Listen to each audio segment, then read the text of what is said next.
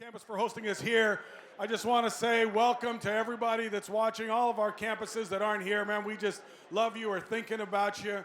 I know there are spouses that are watching this, a video stream. I know there are team members that are. There are network churches that are. I just want to say welcome to each and every one of you. I particularly want to make sure that if you're a volunteer here, whether you're here or another campus, I just want you to know that we are so excited that you are here today, and we hope this will be a great time. Why don't we give it up for all those volunteers that are here today? All right, I'm not kidding when I said I think this is going to be the very best all-staff in the history of Life.Church.tv. That's no small thing because they're always amazing, but today's going to be even more amazing. All right, so I've got something I want to share with you, but then I've got a little bit of housekeeping stuff that I want to share with you before we do that. Just a little bit of an announcement. We are going to be changing our health care provider. I know, everybody's like, oh, I don't know what that means. We've had United Healthcare for a long time, and it just made sense from certainly from your perspective and from our perspective to make a change. We're going with Aetna.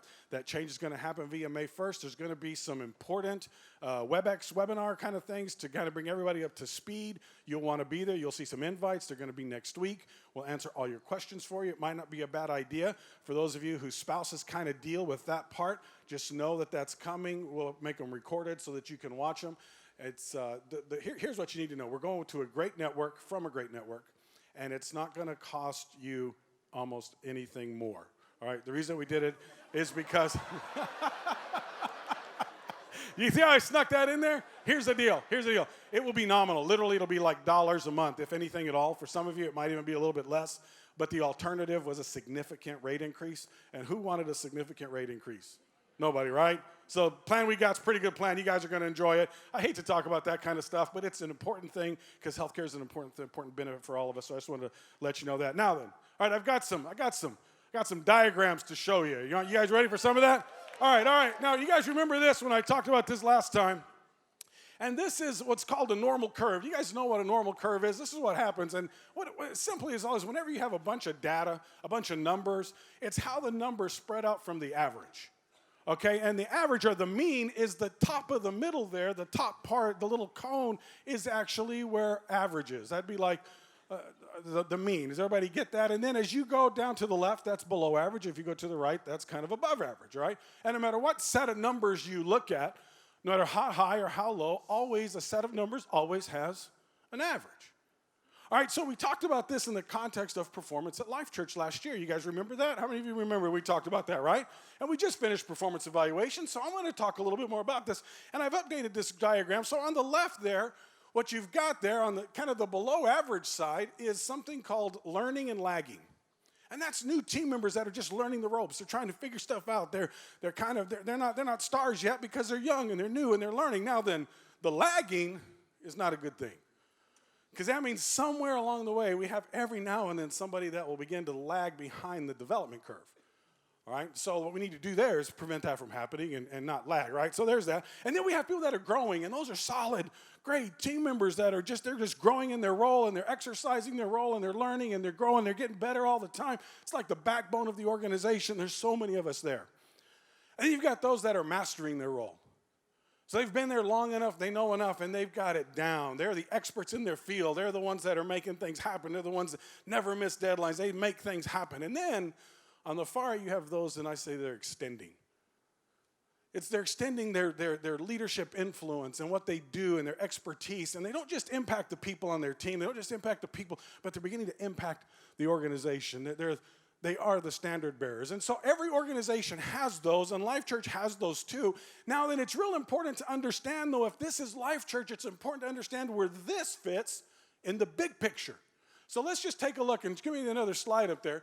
And what we've got is this is the same church, but this is all organizations, all churches, all businesses, all whatever.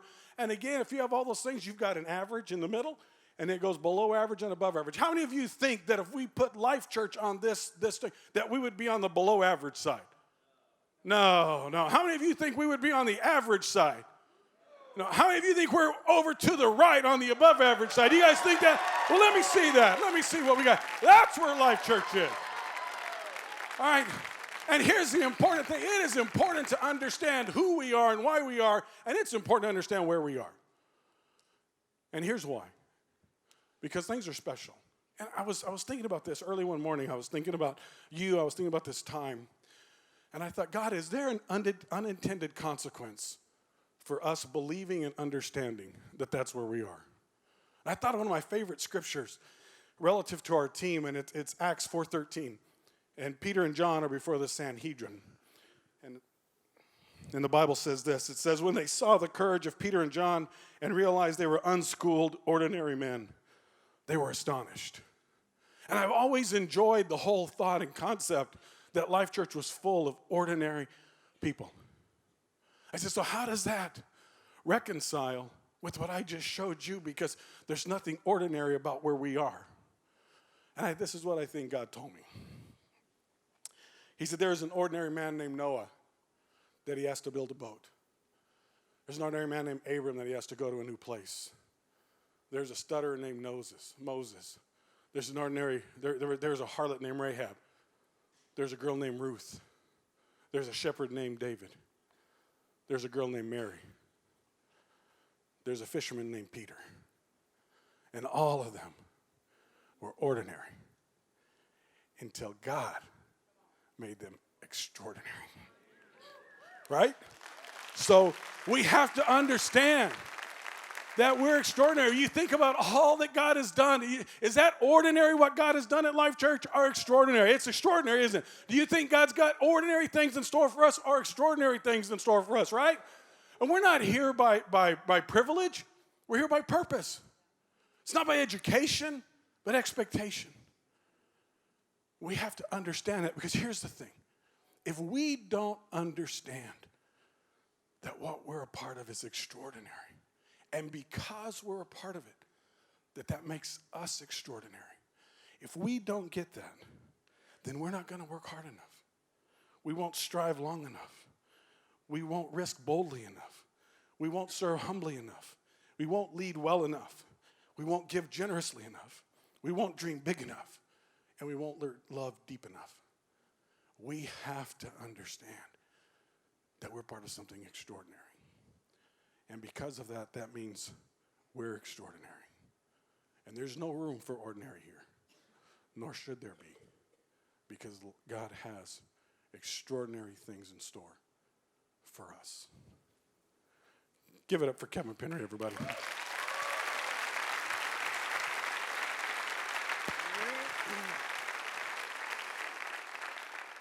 As Jerry was talking, Sam leaned over to me and he said, Jerry cut your sickness for charts. He cut your chart. And somehow I end up saying sharts most of the time, which is not good. So that's not. See, I got it in there. I can always get it in there, can't I?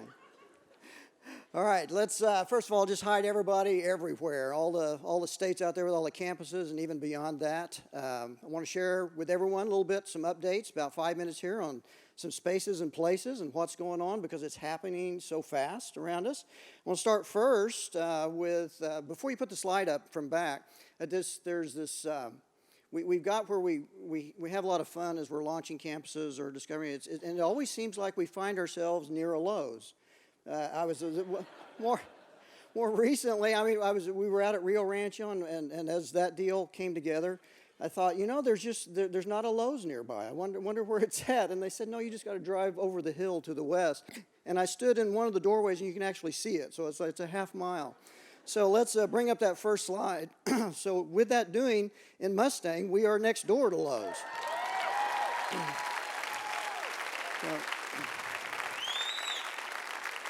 And that will just be an interesting experience. We've got, they're just surrounded by restaurants and all the things there. We're right in the middle of a retail center, and it's going to be real interesting to watch that begin to unfold. It's going to be opening April 26th, so everybody be thinking about that team. And UConn making great contributions. Next, let's talk about Wichita, Kansas. And there's a lot of work there underground. That's been going on for the last 60 days or so. So there's a lot of stuff under the ground. We got that done, and now we've got that all covered up, and we're on top of the surface. As you can see, we're just getting ready to pour the slab. It's possible even that the slab might have been poured in the last couple of days. Folks here from Wichita? Are you here? Have we got a floor yet? Okay, so we got half the slab poured. So what you're going to see happening, and I believe it is already happening, you guys can tell me if it is or not, but people are starting to believe this church is actually going to be a reality at this location. They come and they find you and become a part of it. You know, we have been a multi-site location now for 15 years, 16 years. And we've developed a central organization that was a new concept when it started. Nobody else was doing it. Everybody was just kind of scratching their head, and we weren't sure what it looked like. And through the first few years of Life.Church, our first campus ad was actually a merger with Metro Church, and we've got folks here that were a part of that so many years ago. And God utilized a space that they had an idea that he was going to use in a different way, but he really had it planned for the central support of this amazing thing that God is doing. And what I want to express is for the last 15 years, it has accommodated all the growth that we've seen happen as we grow to 100,000 and the support team that actually does that. We've never had to broaden the walls or make that building bigger than what we inherited 15 years ago until now. So I just want to show you a couple of things that are going on at the central organization. This is a space that's being added. We'll be in there September and October. This is a great meeting room. Those of you that come into Central for meetings, you know we're a little challenged for meeting space. It's going to be a great meeting room. 3 stories all the way up. The entry is going to feel like you're coming home to Life.Church, so it's going to look like your individual campus entries, and that's just really starting to come together, and we're excited about it. And I want you to know that I feel like God has allowed us to steward things properly to go this long before we added any space for central support, and I'm real thankful that we're able to get it as it comes. All right, let's catch our breath for a minute. And you guys in Albany, I want you to know that I think of you every day, and Spaces and Places, and the team thinks of you every day. I know everybody would be interested in an update on that. As you might remember from our past discussions, we've been in a challenge there with the local government where we're at to be able to build on the site that we own. And we're forging our way through that, and we're being successful. God is being successful. He's turning minds, he's turning hearts, he's changing strategies. We had an important approval just a couple of Thursdays ago, and the ball is now in our court to begin to respond and demonstrate what we can do. And I really think that there's a light at the end of the tunnel. We've got to continue our prayers. I would like to think that sometime this summer, maybe early fourth quarter, we're going to have some real tangible things as far as a start date on the building and being able to get that there. So I'd like everybody just show our thoughts and our appreciation. Let's give a round of applause for what's happening at Albany.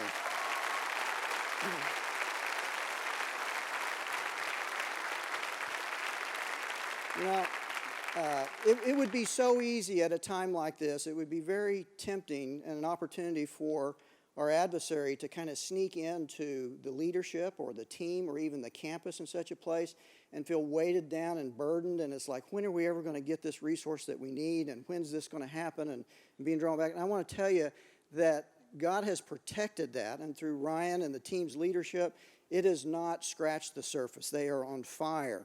They never express any kind of disappointment with any update. All they do is share what God is doing, the amazing things that he's doing, and the way that that campus continues to just grow beyond reason inside the facility that is less than desirable. So, Ryan, all you guys, we're almost there. Just hang in there. Let's move then to Overland Park, Kansas, suburb of Kansas City. I don't have any pictures for you, but what I'll tell you is that we are deep into the process there with the local government and should have some timetables. We don't have any indication that they're going to be adversarial for our wishes and our project. We do know, however, that they're very thorough. So it's going to, those of you that might remember what our processes look like in Keller, Texas, probably looks very similar in Overland Park. They're very thorough. They speak into the way the building looks, a lot of the aesthetic issues that many cities don't even think about. Overland Park wants to be deeply engaged with that. But things are progressing, going well. We look forward to that. And then all I'll say about that is just that even as we speak, future sites are being worked on.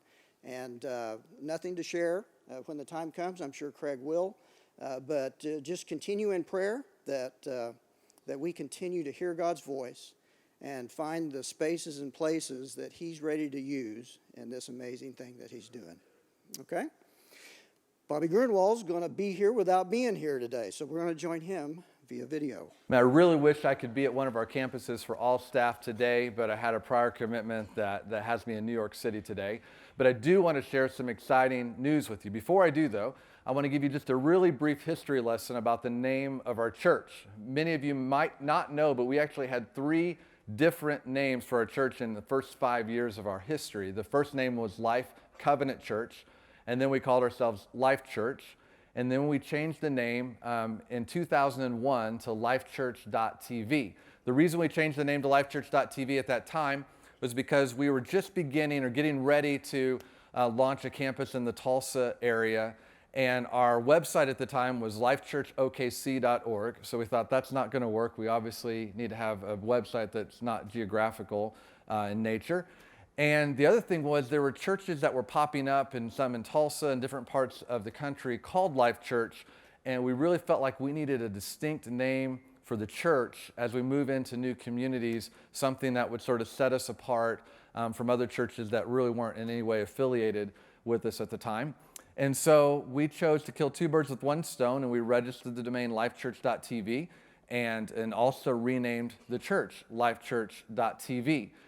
It was actually the only name that we could find at the time, and it just so happened that we felt like the .tv part sort of worked with the video teaching aspect of what we did, but quite frankly, it was really just the only thing that was available. Lifechurch.com and .org, all those other names were obviously taken at that time.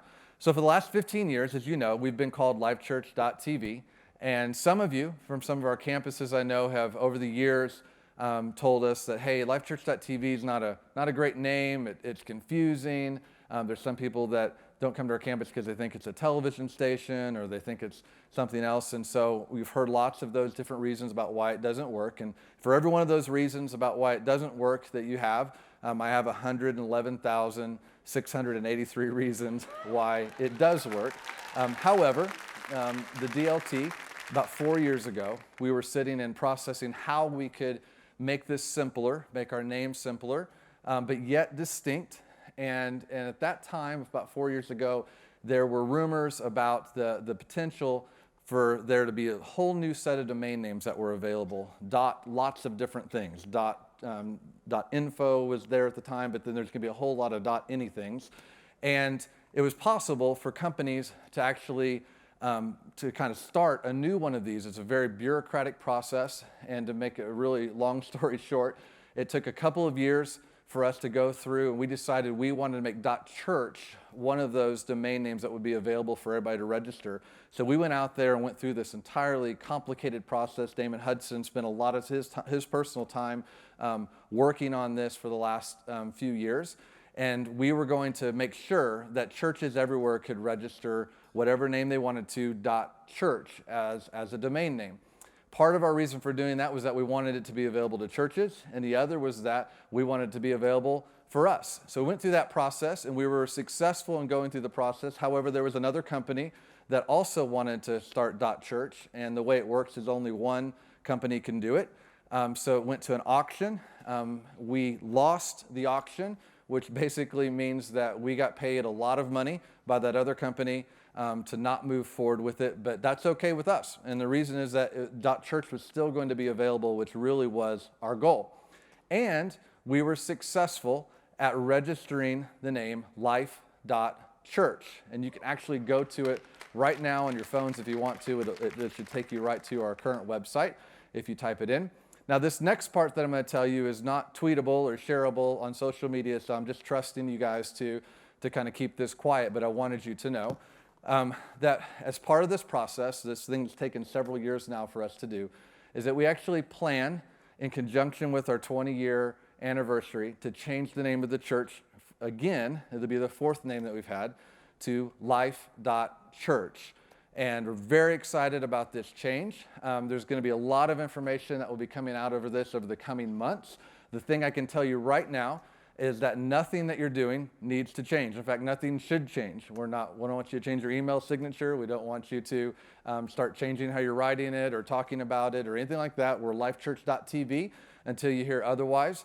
But I wanted to be sure to give you a heads up that this change is coming, and we're extremely excited about being able to see that happen. And it just seems like a great timing to have it happen in conjunction with the 20-year anniversary. Mark Burnett and Romy Downey are heroes to us. Another thing I want to share with you real briefly is I don't know if you were able to see Dateline this last weekend on Sunday, but Mark Burnett and Roma Downey came to Oklahoma City to promote their new show called AD, which is a fantastic show. It's about really basically the book of Acts is what it's taking people through, and it's really well done. It's on NBC on Sunday nights. I encourage you to watch it. But they were promoting it, and they had Dateline. The Dateline crew came in from NBC, and they were filming various things at the church. And then last Sunday, when they did an hour piece on Mark and Roma, they actually featured our church for a segment of that piece. And so I just want you to take a look at what appeared on Dateline last Sunday. Downey and Burnett were quick to see that megachurches were powerful markets for their message. Megachurches are a response to people's desire for not only God, but community. And they provide a lot of things that traditional and more mainstream churches do not, which is the sense of welcome, a sense of joy. And they're super sophisticated. For instance, Life.Church.tv in Oklahoma City has this state-of-the-art global operations center. It tracks its 22 campuses across the country and tallies downloads of its Bible app, now well over 170 million worldwide. You know, one thing we're very aware of is that just being Christian doesn't give you the right to make crappy content.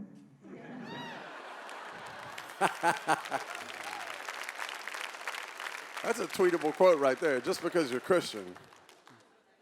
And what Dayline didn't understand is we're not a mega church. We're a micro church up in here. Don't get me started.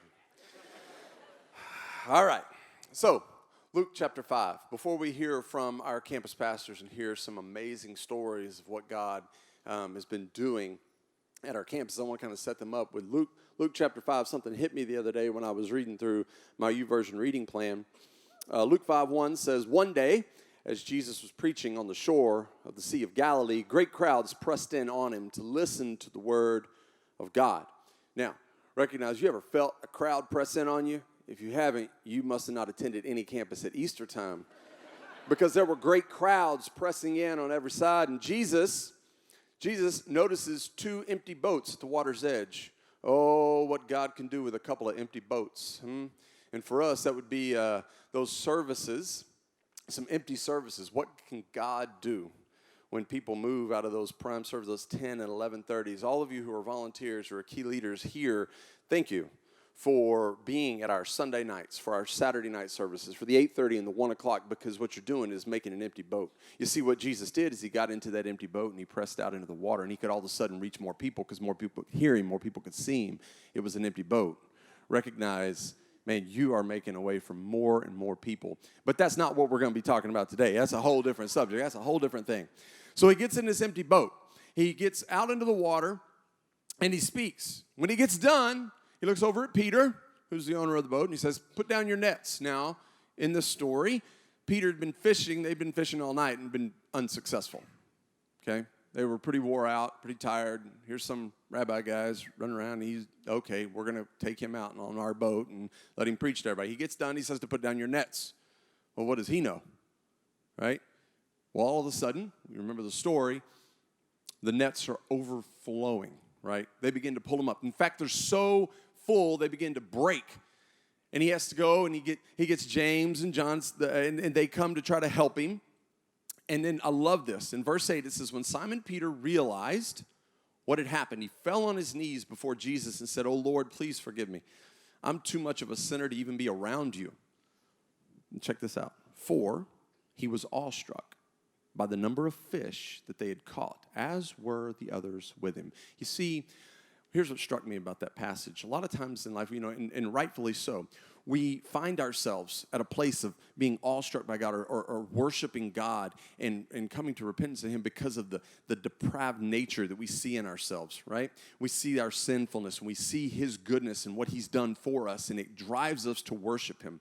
But in this passage, we see there's another thing that can drive us to worship our God, and that is He's so good. His provision for Peter, what He had done was so amazing.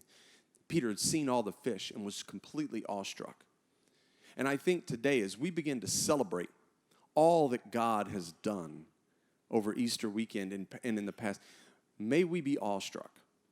And may, as we hear about these things, the attendance numbers, the stories that Craig's going to share, the stories that the campus pastors are going to share, may we be awestruck, and these stories drive us to worshiping the God who caused them to happen. So,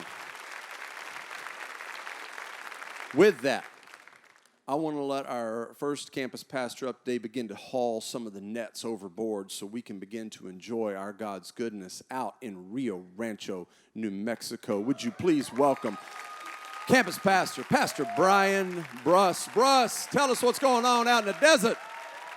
Hey, man. How you doing, Sam? How you doing? Life.Church.tv staff and volunteers.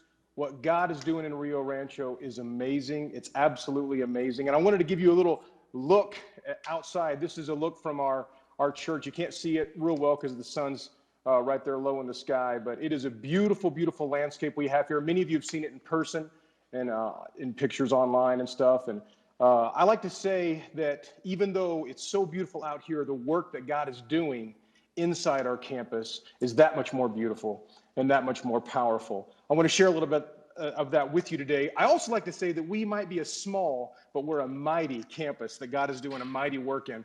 Right now, we're averaging about 487 people every single weekend since we launched here in January. We had over 850 people here on Easter weekend. But get this, we average 487 a week, and since we launched in January, 317 people have committed their life to Christ just since January at the Rio Rancho campus. Let's give God glory for that. Come on, church, that is what it's about. 317 people committing their lives to Christ. When you average 487 and you got 317 people coming to Christ, a couple more weeks, my whole church will be saved. That's pretty good. And don't laugh too hard. Some of you out there, only like 20% of your people know Jesus. You need to pray harder. We are blown away by all that God is doing. We've been talking about inviting and pushing that invite culture because we see people coming to Christ. The other day, Deidre, our Life Kids pastor, went to Target to invite someone to do some shopping, and she invited the cashier and found out that somebody had already invited that same cashier just hours before.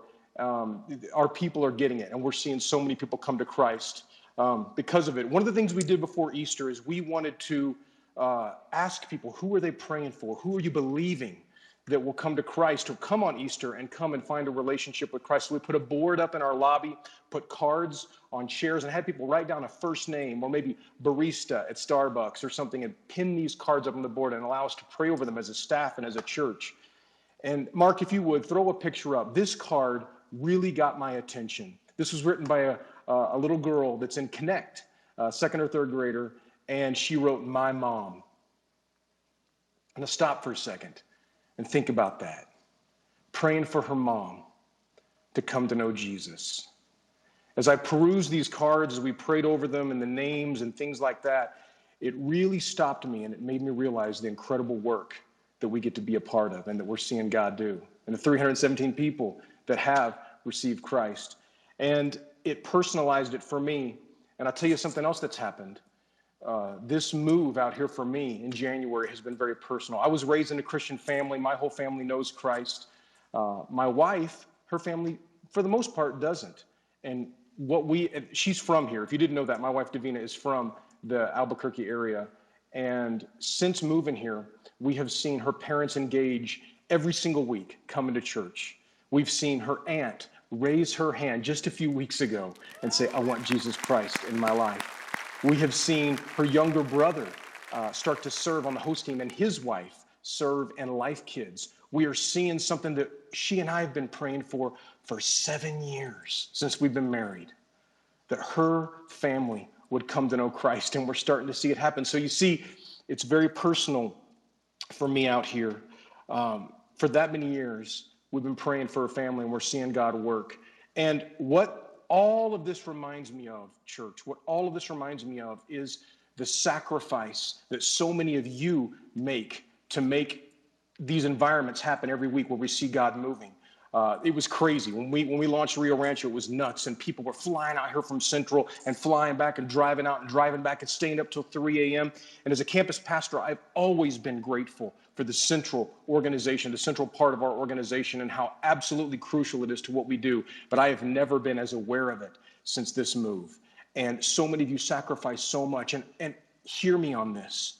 317 people, I believe, will thank you on this side of the pearly gates or on the other because of the work that you put in. We are seeing God move at Rio Rancho in a powerful, powerful way. Join us in prayer. Believe big for us because God's moving and we're seeing momentum start to happen. And I would encourage as many of you staff members that feel led to change your tithe over to our campus, you go ahead and do that too. All right, that's all I got, Sam. Thank you guys from Rio.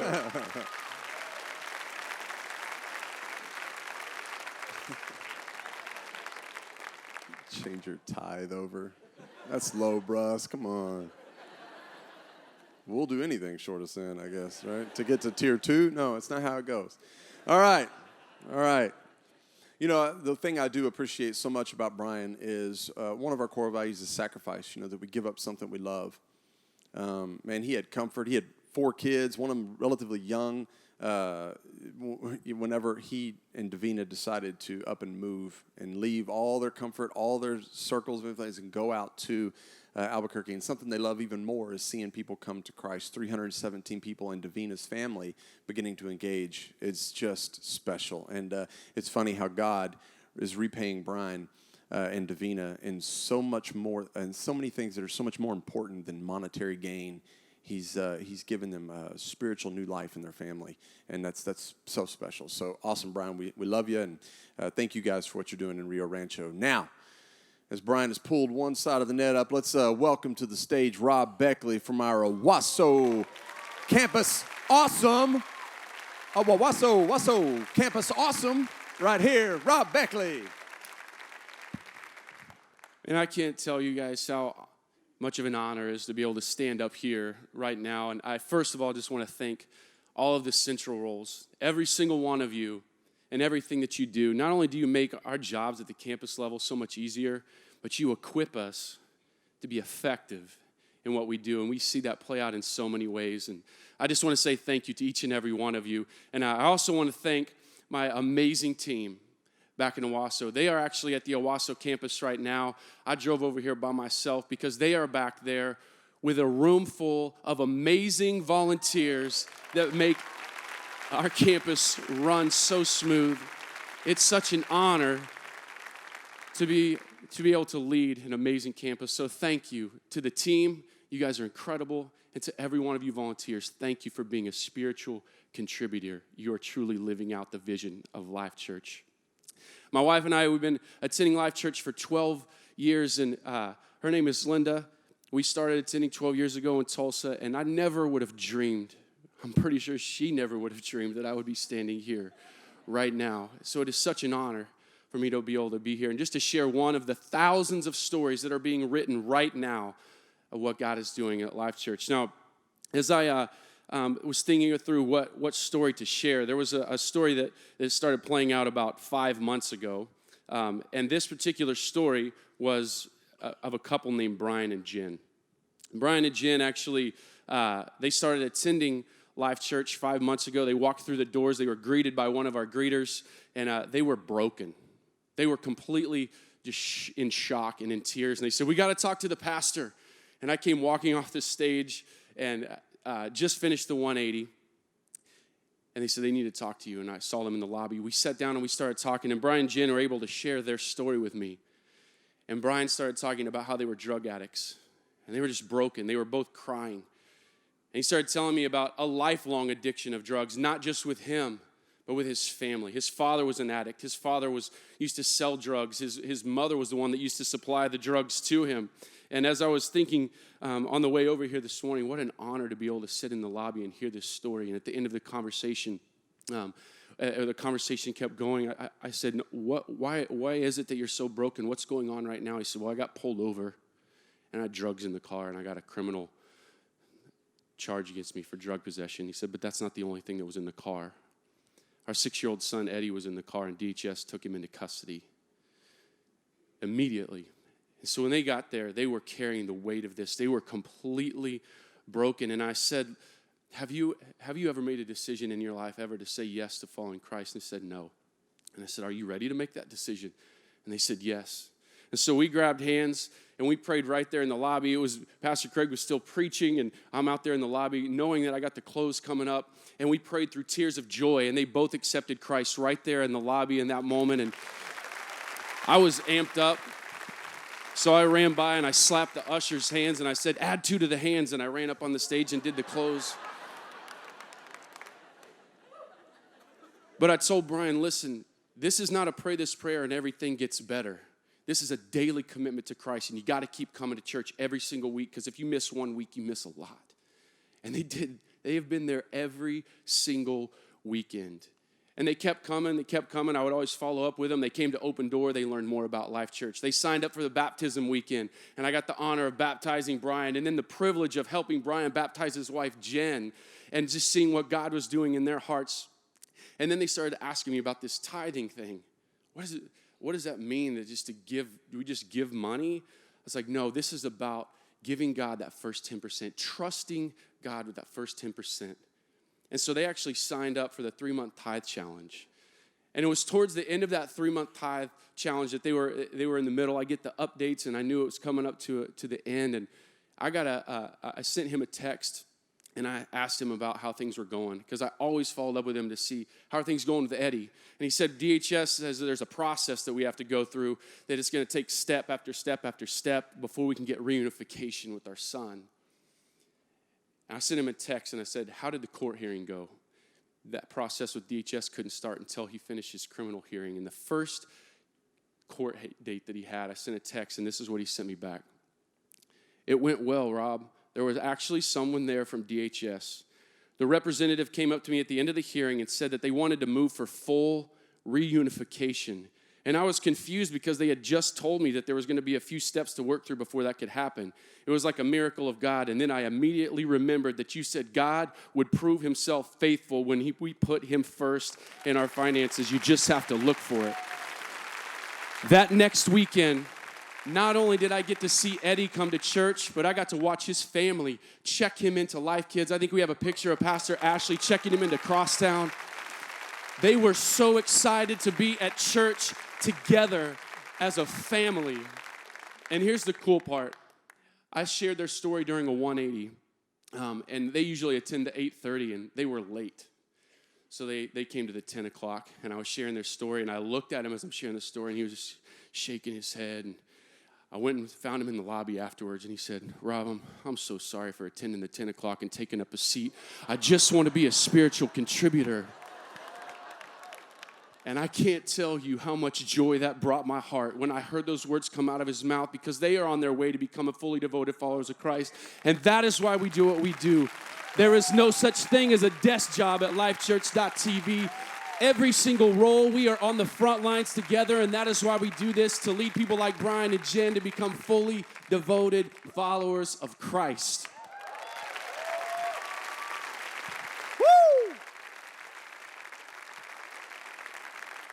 Welcome to the greatest Life Church all staff ever.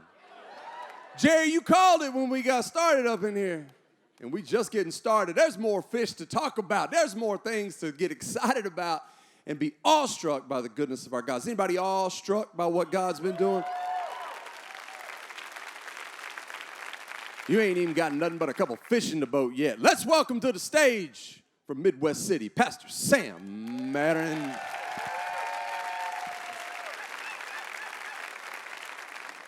You know, it was almost exactly 30 years ago that my parents felt a call from God to leave, to pack up 5 kids and Volkswagen Beetle and moved from Mexico to be a part of what they believe would be the greatest revival in the history of America. And it's an honor to stand here today and to be a part of what I believe to be one of the greatest move of God's in the history of the world. And it's a true honor to stand here, and man, honored to be under leadership. Pastor Craig and Amy, thank you for your sacrifice over 20 years to lead our church and to put a campus in Midwest City so that we can reach that community for Christ. And all our central people, you need to know every single story is a fruit of your labor. We could not do what we do without you guys, and it's a privilege to be here today. Now, I want you guys to think about this. Two young men, about 16, 17 years old, both grow up, and they kind of get involved in gangs right away. Start getting into drugs. They both go to prison. They both come out of prison. They both start to put their life together. One of those young men's name is Dallas, and you may remember that story Pastor Craig shared a few months back. And Dallas, man, he is, after some discipleship, he is like one of our top leaders in Switch, pouring into these young men who don't have dads, who are at risk, and he is pouring into them. Great, great leader. That's Dallas. The other young man's name is Walter. And Walter, same kind of story. Walter came into church one day. He had just lost his job, so he was pretty broke, and it's hard for him to find work with his record. And he came into church wanting to talk to somebody, but he showed up on a worship night. And he sat in the back row and just worshiped, and he just kind of watched. By the end of the worship, he just was so overwhelmed. He came to the front of the stage, dropped to his knees, and was just crying out to God. And we had some Switch students there at the front row worshiping, because Switch students love worship. They're just crazy.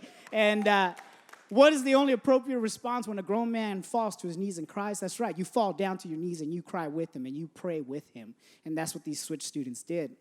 Now, a few weeks later, Walter was in a baptism meeting getting ready to be baptized, and Dallas was standing in the room getting ready to be in the pool for the very first time in his life. Dallas sees Walter across the room, and he feels like God tells him, go talk to this guy. So he approaches him, and he starts noticing the prison tattoos and realizes that he's actually from a rival gang.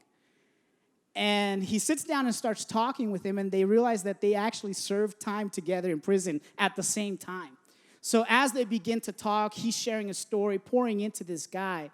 And you know the only thing appropriate to happen with two rival gang members, this is what happens. Show him the picture. Dallas ends up baptizing Walter that day.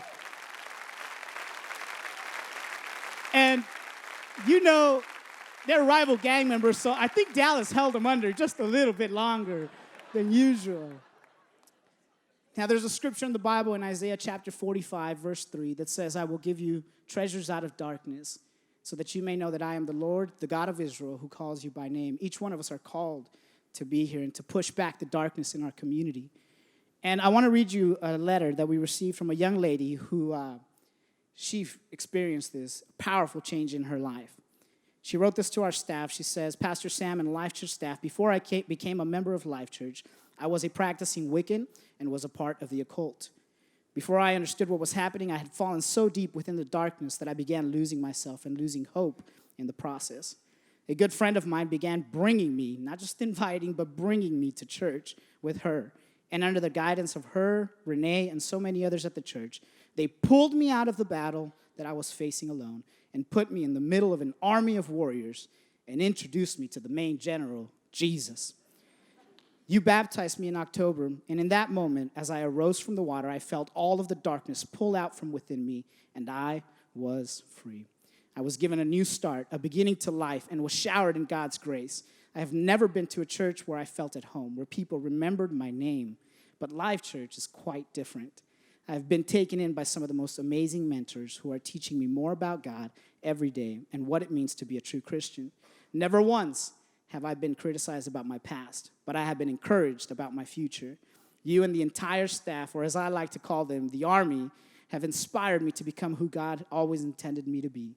You all have guided me into not just the church community, but a family, and for that, I am blessed beyond measure. Thank you so much. I don't know if you need another reminder today, but these are the people that we are reaching. These are the people that one day, 20 years ago, Pastor Craig started a church so that they could come from all walks of life, just as they are, and they could come and not just find what they deserve, but find hope, find grace, and find God. And these people found life.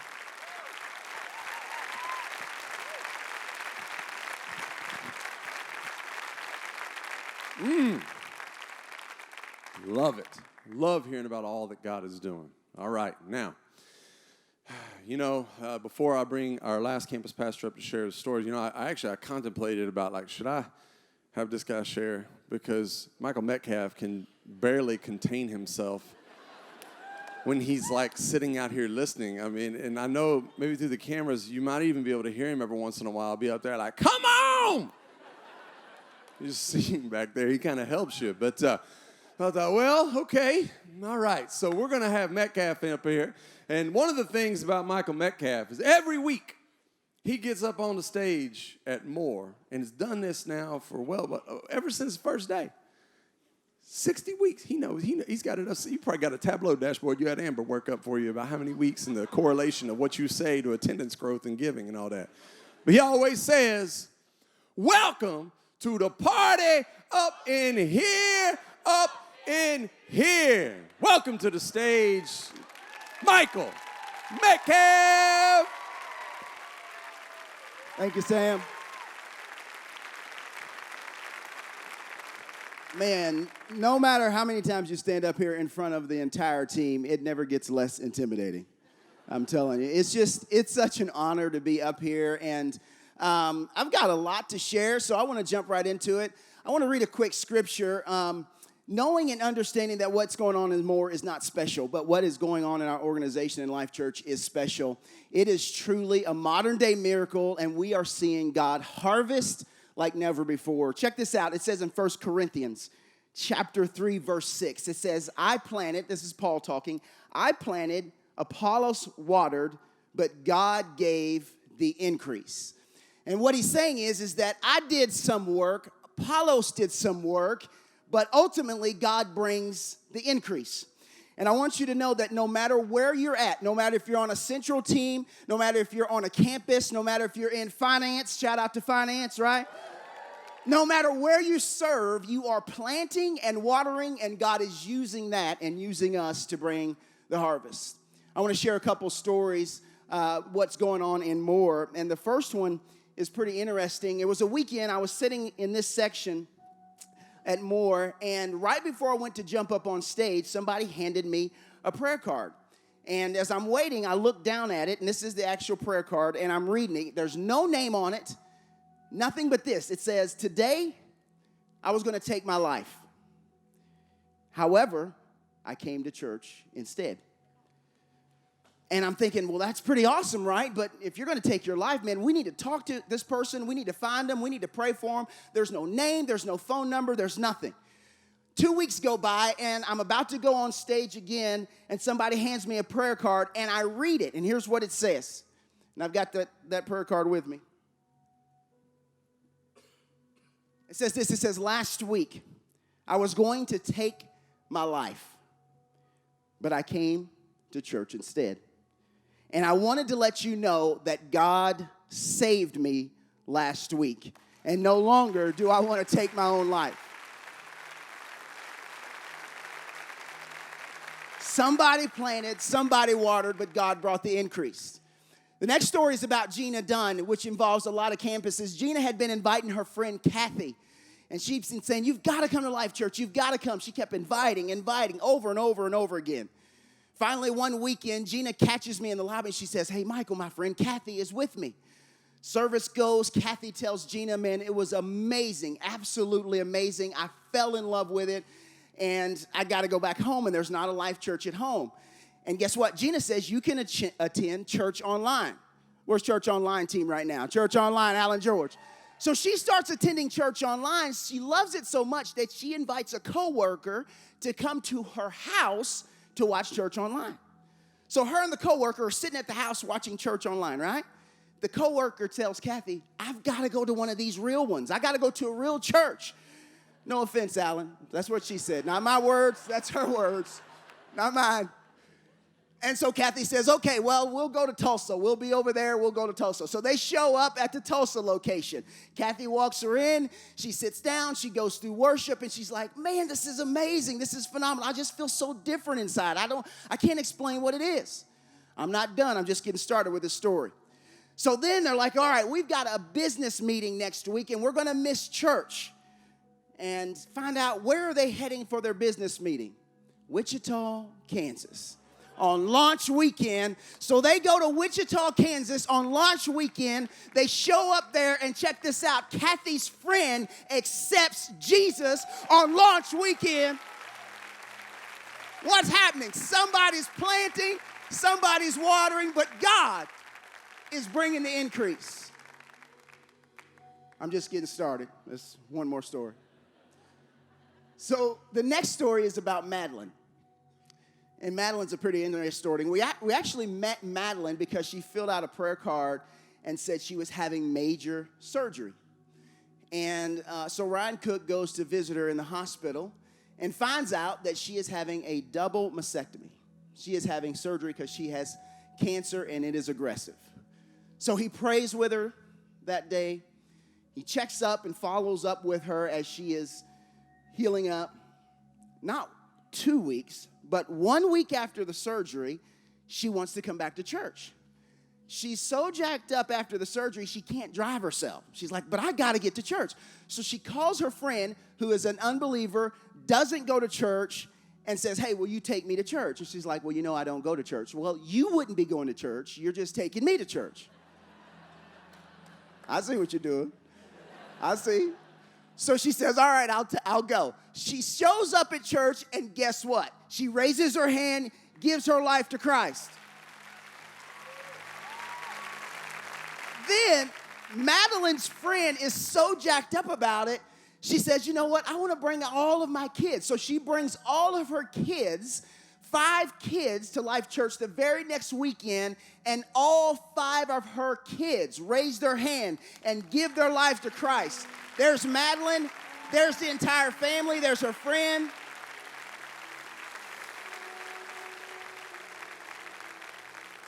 Somebody's planting, somebody's watering, and God is bringing the increase.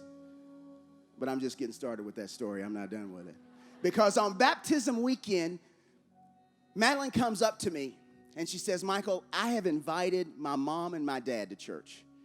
And my mom and my dad have never been to church. They've never been in a church. And I've invited them. And he's in a wheelchair, so look out for him. So I tell Todd G to look out for him. Let's make sure we make a space. We get him right over here as the experience starts. I do the 180. I come back up for the close. And check this out. Madeline's mom and dad, who've never been in a church, in their late 70s, as I'm doing the close, I'm sitting there watching them. Both of their hands shoot up in the air, and they give their lives to Christ. An entire family changed. Why? Because God brings the harvest and the increase. And I'm standing up there, and I'm trying to fight the tears back, and I got to lead. I can't be crying right now. So I jump off the stage, and I go and I find Madeline in the lobby. And Madeline's in the lobby, tears streaming down her face. This is about 3 weeks after having surgery to remove her chest. She looks me in the eye. I'm standing there with Ryan and a couple other guys.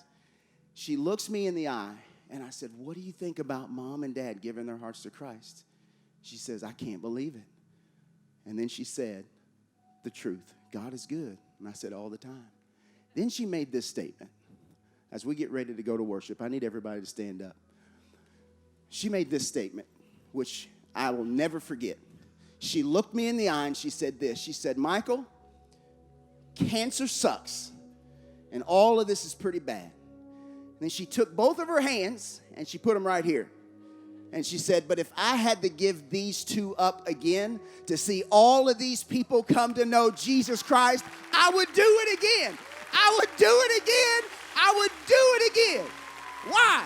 Because God is bringing the increase. You keep planting, keep sowing, keep watering, and God will continue to use us to bring the increase. Let's worship. Remain standing for a moment. I want to read to you the opening text that I'm going to have in the next series we do is called Pray.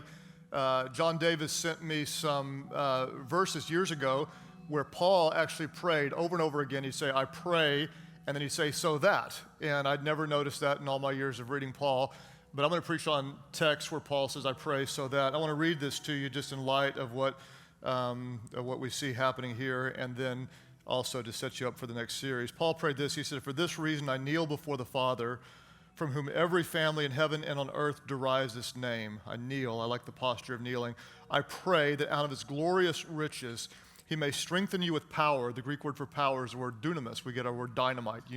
I pray that he would strengthen you with this divine power through his Spirit in your inner being, so that, I pray that you'd be strengthened with power by his Spirit in your inner being, so that Christ may dwell in your hearts through faith. I pray that you, being rooted and established in love, may have power, together with all the Lord's holy people, to grasp how wide, how long, how high, how deep is the love of Christ, because you can't understand it without the power that he prays for, and to know that this love surpasses knowledge, that you may be filled with the full measure of all that God has for you. Then he says, now to him, now to Christ, who is able to do immeasurably more than we ask or imagine, according to his power that is at work within us. To him be the glory in the church. In the church may he be glorified, and in Christ Jesus through all generations forever and ever. I just sat back humbly, holding my wife's hand, sitting next to a good friend, and fighting back the tears and hearing all that God has done, because it is more, way more than I ever asked, could think of, or even could imagine. And then to know that it's really only beginning is a humbling place to be. And so if you would, why don't you high five somebody, why don't you hug somebody, embrace someone near you and say, I love doing life with you. I get to do this with you. And you guys can be seated as you will. I want to just extend our love to all of our guests that we have with us, our leaders on the different campuses, our volunteers, our network churches. It's a thrill to hear great reports from Easter from you guys. All of you all who are watching at your campus, I pray that you can just feel our love for you on behalf of our family. I just want to say I love Amy, and on behalf of us, we're so grateful for you. I got a lot to cover, so I want to dive right in. I want to kind of give you the State of the Union briefly, highlight a few things, then I want to talk about where we're going in the next few months. And then I've got a leadership talk for you today. I want to talk about anticipatory leadership. How do you anticipate what is to come and lead with a spirit of anticipation? First of all, let me highlight a few campuses, and if you are there, you'll certainly want to applaud. If you like these campuses, you'll want to applaud. If you know anybody that works there, you'll want to applaud. But a few high spots we saw. Yukon, America, had a record attendance of over 6,600 people in that little building, just in time to launch Mustang, which Zane and Zane will be the leader at Mustang. We just did a video this morning. He told me he's got 500 people in his core group, and that's from campuses besides Yukon. They haven't even tapped into Yukon yet, which is just, that's totally unfair, amazing. And to start a church with that kind of core group is just like, wow. This is crazy, Midtown Tulsa. And before I tell you this, Midtown was the very first location in Tulsa. Out of Midtown has now been born 5 other campuses. And so this is the sending campus. The building that Midtown is in, the church that was there before us, was at 350 people and outgrew the church at 350 people because they couldn't fit any more people in there. We just set, after launching 5 campuses out of this little building, we set an all-time record after birthing 5 campuses of 3,900 people in Midtown Tulsa, which is just stunning. Broken Arrow sent out people to launch South Broken Arrow less than 3 months ago and still had 6,800 people worship in Broken Arrow, Oklahoma. South Tulsa as well. This is just crazy. South Tulsa was also feeding Broken Arrow, had over 7,300 people in South Tulsa. Owasso had 7,200 people. These are high spots. Albany, New York meets in a boob. That's what it is. It's just a little boob, and it's just there's a single apologize, but if you were there, it's like, that's a boob in the middle of nowhere. And you have to drive down a single lane road to get there. Two cars cannot pass each other. It's the worst location and building in America. And they saw over 1,400 people in Albany, New York. We just heard from Brian Bruss that Rio Rancho, less than 4 months in, topped 850 people on Easter.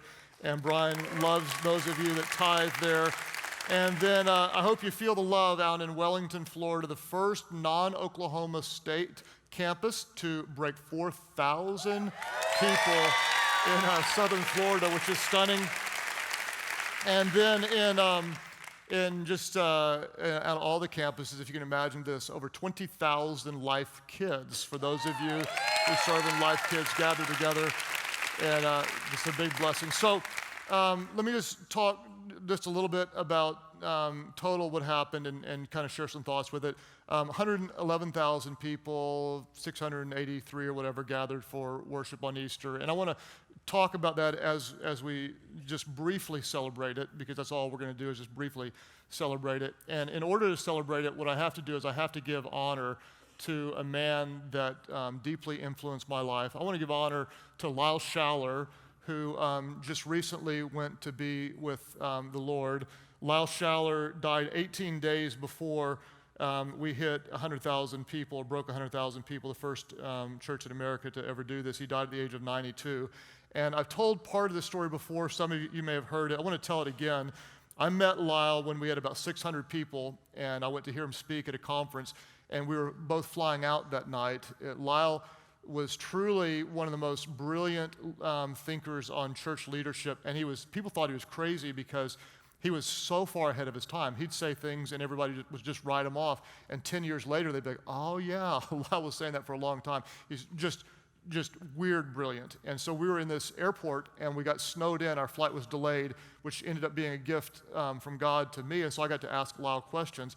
At the time, we had 3 services in the little bike factory, and we were considering going to a 4th. And all of my overseers, everyone that I listened to and respected, said, you can't do 4, you can't do 4, you can't do 4.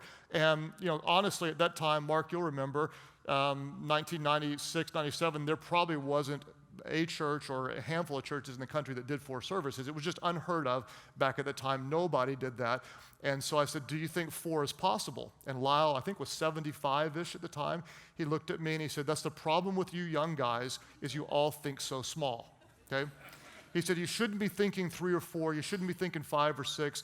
You should be thinking 7 services at your first campus, then 7 at your second, and then 7 at your third. He said, you won't know what you're doing when you only have 3. Once you get 5, you'll know what you're doing. And once you do 5 well, then anything's possible, but you need to stop thinking so small. Okay?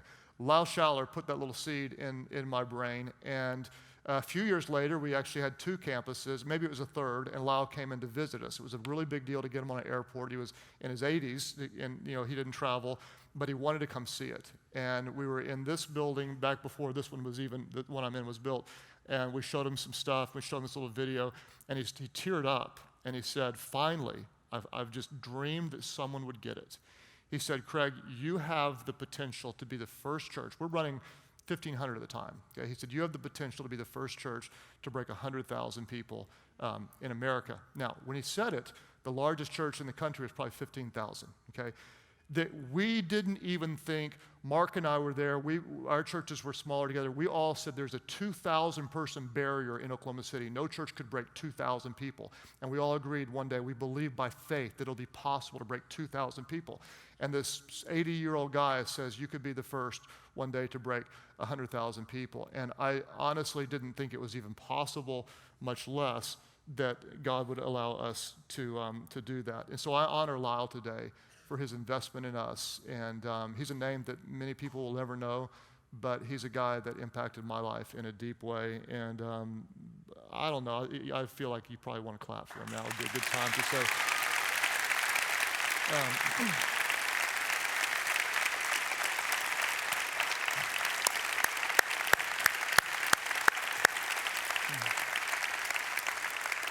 So to me, it's really fun not to go public with this on social media and just kind of keep it our little secret as best we can. I don't know why, it just feels fun to me, and it feels more pure in a way, and in a way that I like. I had a few friends ask about it. I didn't tell anyone unless they asked, and they said, "How did it feel?" And honestly, what it felt was incredibly humbling. We kind of thought it would happen, and so I was watching the numbers come in. I hit refresh probably 47,000 times that day, and at about 5:25 or so on Sunday evening, it crossed the line, and I walked in and said to Amy, our church just made history, and I went out for a little drive just to kind of think about it, and on the drive, I thought about being afraid that no one would show up in the early days, and I thought about the first time we broke 1,000 people, and quite honestly, I just started thinking about all of you, and I started thinking about single moms who tithe, and I just started thinking about all that it took, and all the hard decisions and scary decisions and faith-filled decisions and things that we could never earn or deserve. And so I just drove for a while, and I cried, and then I went and picked up takeout sushi and brought it home, and celebrated. Amy got me a candy bar that said 100 grand on it, and it was, and then we got up on Monday, and I realized that it's only the beginning, and it's just, let's move on. Next weekend's coming, and you don't build churches on Easter. We've talked about this. You build them every day of the year. It's just a weekend, and so I just paused for a minute to say thank you to God for what He did, and some would say that it's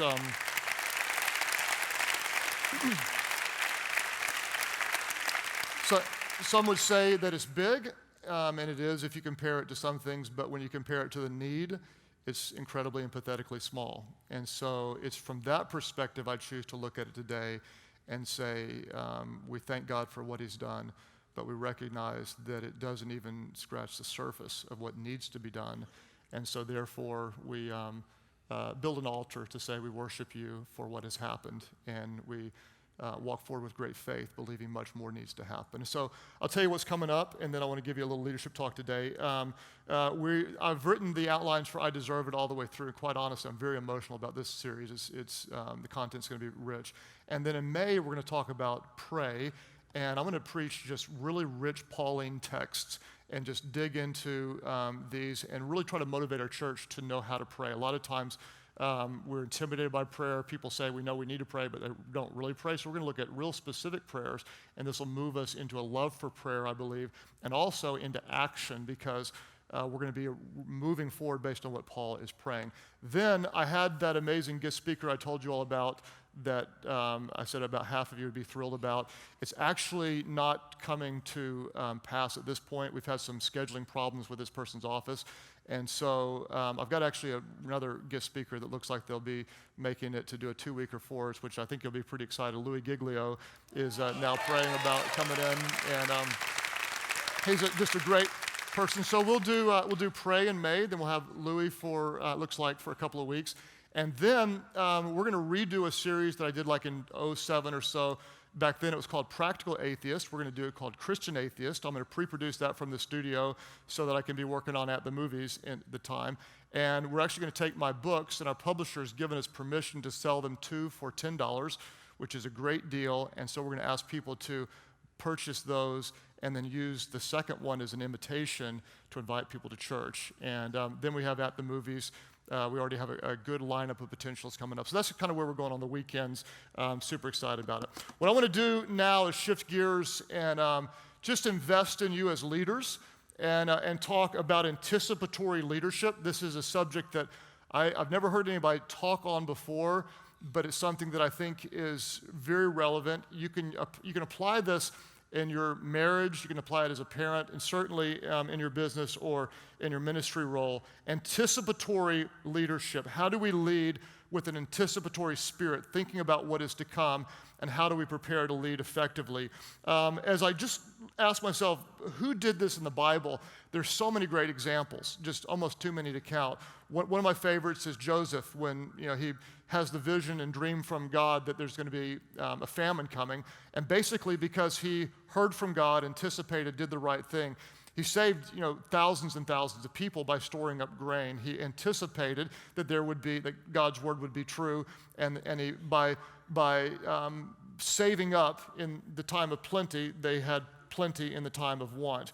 The story that I want to highlight just for fun is from 1 Kings chapter 18. I want to show you this, the faith in anticipating this really is moving to me. 1 Kings 18, verse 41. Before we look at the text, basically Elijah prayed and it didn't rain for 3.5 years.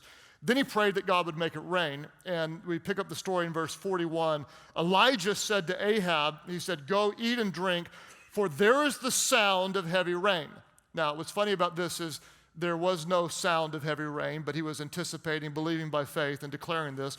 So Ahab went off to eat and drink, but Elijah climbed to the top of Carmel, bent down to the ground, and put his face between his knees. So he's praying, he's seeking God. Verse 43, he says, "Go and look toward the sea," he told his servant. And the servant went up and looked, came back and said, "There is nothing there," he said. 7 times Elijah said, "Go back." So this is really funny to me. Elijah's praying and says, "Go out and look at the sea. Tell me if you see anything. You see any clouds? You see anything that looks like rain?" Guy goes out there, looks, comes back, nothing. Go back again. Looks, come back, nothing. Go back again. 7 different times Elijah sends the guy back out to look. The 7th time the servant reported, a cloud as small as a man's hand is rising from the sea, okay? As small as a man's hand. I mean, this is like, I think I see a cloud.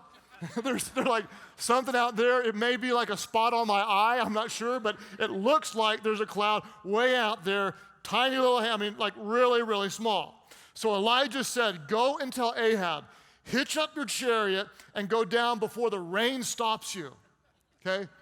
There's a storm coming, and it's going to be, the floods are going to be so, if you're not out of here soon, you're not going to get out of here. Meanwhile, the sky grew black with clouds, the wind rose, and a heavy rain started to fall, and Ahab rode off to Jezreel. I love this. The faith, I sense it. I believe God's going to do it. I'm anticipating that God is going to be faithful. We prayed for this. We asked for it. All I see is a cloud the size of a man's hand.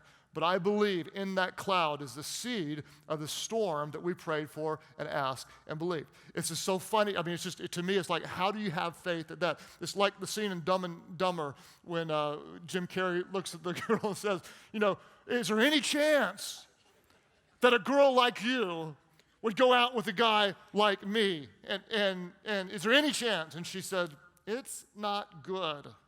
And he's like, "Is it like 1 in 100 good?" And she said, "More like 1 in 1,000,000 good." And he smiled and he said, "So what you're telling me is there's a chance?" You know, there's a cloud in the size of a man's hand, and I believe that there's a chance. So let's talk about anticipatory leadership. If you're taking notes, here's kind of a key thought. The difference between a good leader and a great leader is one who learns to anticipate rather than react. The difference between a good leader and a great leader is one who learns to anticipate rather than react.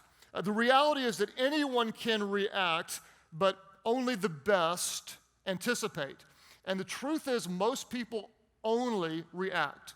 Most people only wait and see what happens and then make decisions instead of anticipating what could happen.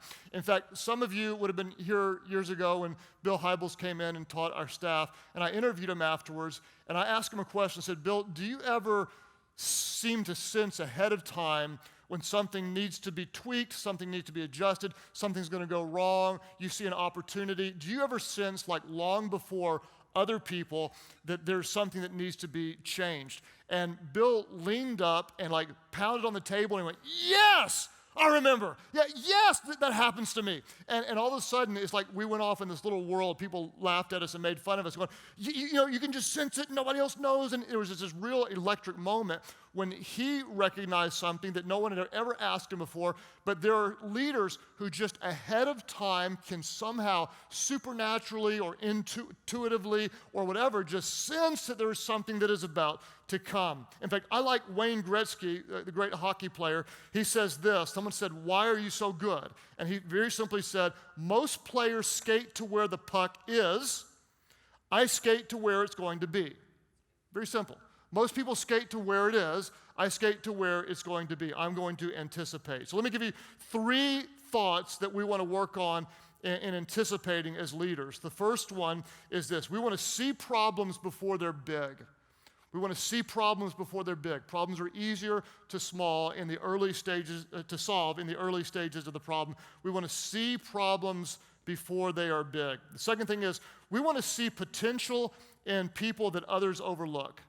And quite honestly, this to me is one of my favorite things about our organization is that we're going to take a risk on people that others don't see it, but we see something special in them. We want to develop it. We want to bring it out of them.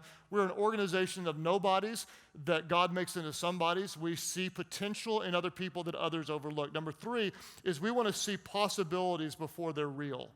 We want to see possibilities before they're real. So how do we do this? I'm just going to kind of just give you some thoughts. How do we anticipate? Let me tell you, what you see matters and what you don't see matters, okay? What you hear people saying matters and what you don't hear people saying matters. What the data says matters, what you feel matters. We're always looking for connections. We're listening to what people are saying, the feedback they're saying. We're listening to what they're not saying. And this is really, really important, what they're not saying. We look at what the numbers say. What do the trends say? We also look at it and say, well, what causes this? If we don't know why something is working when it is, we don't know how to fix it when it's not. So we look at all of this and we pray for wisdom and we make a lot of assumptions. We create theories. We're always asking. We're looking ahead. We're not just waiting to say, what just happened? How do we respond? But what do we believe is coming? How do we anticipate? In fact, I remember the first time that I really started kind of living with anticipatory leadership. It all revolved around single adult ministry. My pastor, Nick Harris, hired me to go and recruit young people. You get young people in the church. And I thought, young people don't come to church for young people. There needs to be a reason they're going to connect. This was the very beginning back in 1991 of single adult ministry becoming popular in the church world.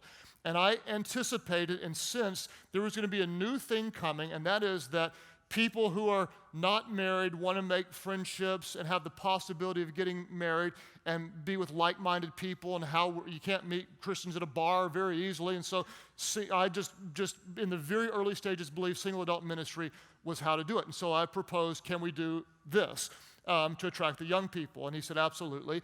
And Amy and I were honored to build what became the largest single adult ministry on a Friday night in a little downtown Methodist church. Well, we started Life.Church, and then we went and got to do it again for 4 years at a Baptist church in town, and it grew even larger. And we loved it, had a massive heart for single adults. So then when we started Life.Church, once we were big enough and could, we started what was called Day 3 back then and brought in the best worship leaders and best speakers, and it grew to be really, really, really large. And suddenly, right at the peak of when this was popular, and all of a sudden every church wanted to have single adult ministry, we started asking some questions. We started sensing some things. What had worked for about 15 years, we sensed was in the early stages of not working. Suddenly there was a little bit of pushback. People were saying, well, I don't want to be, segregated off by my marital status, and there was some resentment, and we started to hear that. What we also saw is that the people from our church weren't actually coming to this, that it was people from other churches, for the most part, that were coming. It was really, really big, but our people were rejecting it. So we looked at this and anticipated single adult ministry went, what? And it was right here 15 years in. Everyone wanted to do it. And that's when we pulled the plug because we sensed this was no longer healthy. A few years later, you can't find a single adult ministry anywhere around, with the exception of a few big churches that still kind of are doing an older model. It came and it went. We anticipated on the front end and we got out on the early end. We have to always recognize that what worked 5 years ago may not work 5 years from now. We have to be willing to abort what we're doing, change what we're doing, anticipate. We want to catch things early. Please, we want to catch them early. And then it's like buying a stock. I want to buy low, sell high. Most people do the opposite. Oh, this is popular. Let's get in. They buy high. Oh, it drops. Oh my gosh, let's sell. Totally opposite. We want to anticipate what is coming in ministry, get in on the ground floor. So how do we do this? I'm going to give you 4 Ds of anticipatory leadership. I hope that you appreciate they all begin with the letter D, because it's a spiritual gift I have, It's worked hard to do this. Okay, 4 Ds of anticipatory leadership. The first is develop, discern, determine, and decide. Let's say these aloud. What we're going to do: develop, discern, determine, decide. One more time, all of our churches, do not leave me out in Wellington, Florida. I gave you a shout out today. We're going to develop, discern, determine, and decide. The first thing we need to do, number one, is develop situational awareness. Develop situational awareness. We need to assess where the current state of our organization is and be really, really honest about where we stand. Nobody lies like church people, okay? Nobody does. I'm telling you what, you put a bad singer on stage and let her hurt everybody's ears, and she walks off, and what does everybody say? Oh, great job. You were amazing. You were amazing. American Idol is full of church people because they, church people don't tell the truth. And this is so true in church leadership. I mean, you talk to pastors, how are things going? Oh, great. Praise the Lord. Hallelujah. Things are great. Things are great. Things are great. I did an exercise with our campus pastors that's it's one that's now talked about. We all were in my library sitting there, and I asked them to rank the state of their campus on a scale of 1 to 10. 1 sucks, you should be fired. 10 is you're amazing, and it's, you should go straight to heaven, you're so great. 1 to 10.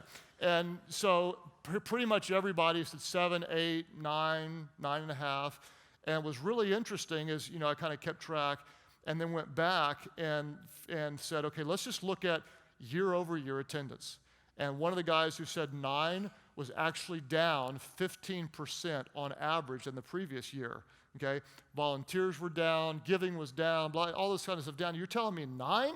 And you're like, what part of this is a 9?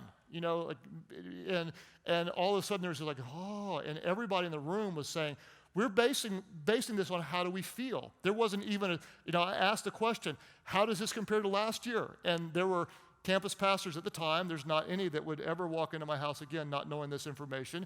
They didn't know where they stood this year compared to last year. Like, I know this, people with a brain know this, and this was a developmental conversation to recognize we need to really look at honestly where things are. If we can't honestly assess where things are, then we're going to end up, basically in the church world, here's the problem.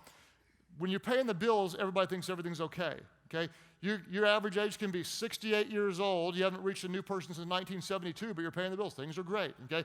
Paying the bills is not the only measurement of success. In fact, it's a very small measurement of success in the ministry world. So we need to really learn how to tell the truth. If we think everything is good, then nothing needs to get better. We need to recognize there are a lot of things that need to get better. So what I'm going to do under the 4 Ds, I'm going to give you 4 questions, and these will be the questions you'll work on with your team. These 4 questions. Develop situational awareness. The question is this: what is the true current state of the organization? Or you ask this personally: what is the true current state of my role and contribution in the organization? Am I increasing in value? Am I growing as a leader? Am I empowering other leaders? Am I learning and becoming sharper at what I am doing? Am I getting left behind? Is the organization outgrowing me? What is my current state in the organization? And some things I look at, I just made some notes here of things I look at. I'm asking this question in totality. I want to know overall, big picture, are we growing? I want to know every campus year over year. I want to see trends all the time. I want to know Life Kids, same thing. I want to know the age distribution in Life Kids. Same with Switch. I want to know about the front door. Is the front door big enough? What about the back door? Do we have are we growing just because we have a lot of people coming in, but we still have too many people leaving? How is our assimilation process? What about generosity? I want to know, is our per person giving increasing, or are we just growing because the numbers are growing? I want to know about the leadership pipeline. How many campuses could we add today based on our leadership pipeline? Based on how many are coming, how strong are we in looking at this? What about our leadership development? Are we taking a risk on young people? Are we aging as a staff, or are we continuing to do our best to be dispersed in our age group? What about our worship culture? Is it increasing in passion and worship for God? What about our evangelistic passion? Are we simply growing at new campuses? Are we fueling the passion at other places? What is the true current state of the organization? And this is a great question to ask for your role right now. We need to develop true situational awareness. The second thing we need to do is discern potential trends. Discern potential trends. And the question I want you to ask is this: what is changing that will impact the future of our church? Okay? Or you could ask it, what is changing that could impact the future of my area of ministry? Here's 4 things I just jotted down. What's going on in the world? Social media on the explosion, changing values about what people believe is right and wrong in behavior. Attention span is shortening, and declining frequency of church attendance. So let me just explain these. Social media is changing how people relate. Changing values is changing how people behave. Attention span shortening is changing how people learn. Declining frequency of attendance is changing how people engage with God or don't. Those are 4 things on my dashboard I'm thinking about. If people's attention span is shorter, then maybe we need to think about how we communicate information. They are coming to church way less frequently. This is something we all need to know. Everybody is so busy. I ask staff members all the time who miss church 2 weeks in a row for legitimate reasons or whatever. And I'm sitting there going, our staff is coming to church 2 weekends a month, okay? They're too tired, blah, blah, blah, blah, blah. You know, sometimes central staff or whatever. And the average person now is coming to church 1 time less per month than they were 3 years ago. This is a massive, massive, massive, crazy massive issue. If we've got people coming 1 or 2 hours a month, how do we disciple them to be fully devoted followers of Christ? Okay, we have to be all over this, all of us, all over this. How do we solve this issue? Okay, and then we're looking for trends, always looking for trends. And let me just kind of tell you how my mind thinks on trends. Let's take student ministry. There's a lot of families that my family's close to. Our kids have been raised together. There's one family. Our church is the only church their kids have ever known. Great kids, great family. They all love Jesus. One grows up, goes to college, moves to a town where we have a campus, and goes to another church. Okay, that hurts, but I'm glad they're in church. Another one goes to another town where we have a campus and is now a semester and a half into school, still has not found a church to plug into. Wait a minute, we have 6 campuses there. Still has not found a church to plug into. Third kid, still involved in the church, but hopes to go to another church to do an internship. Okay, that's okay. Not a big deal. They're still following Christ. Different church, no church, wants to go to an internship. The pastor in me is saying, I'm glad you're following Christ. The leader in me is saying, where did we miss it? That these kids would see me almost as a dad. Where did we miss it that they don't still have a love for the ministry of this church? So I assess it, and I start looking. I look at Mandy, I look at Katie, I look at Ann, I look at my kids. Like they wouldn't leave if there wasn't a Life.Church. I look at a lot of the other 18-year-olds. They would choose their college destination based on, is there my church in that community? If not, I'm not going. I'm looking at other kids who sell out versus those who've grown up almost in my home that don't have a love for it. What's the difference? I'm looking for the trend, I'm looking for the trend, I'm looking for the trend. I think I've found it. The family of those not engaged didn't serve, okay? Didn't serve. They attended, tithe, small group, didn't serve. The vast majority of those I see disconnecting, they love our church, they love Jesus, but they go off and they get disconnected.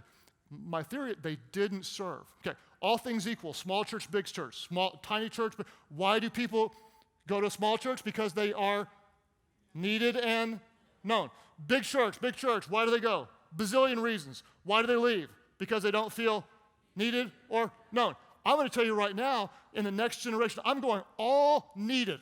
Because if you are needed, you're involved, and the byproduct is to be known.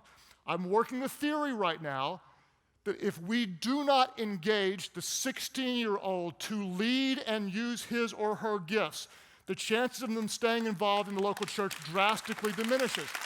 They have to be leaders. They cannot go to church. They have to be the church. They can't just love the worship. They can't just love the teaching. They can't just love their switch pastor. They have to find the thrill and love being used by God in the church. If that's true for a 16-year-old,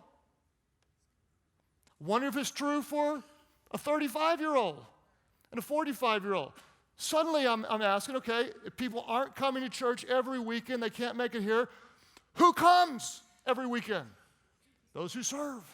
They don't miss nearly as much.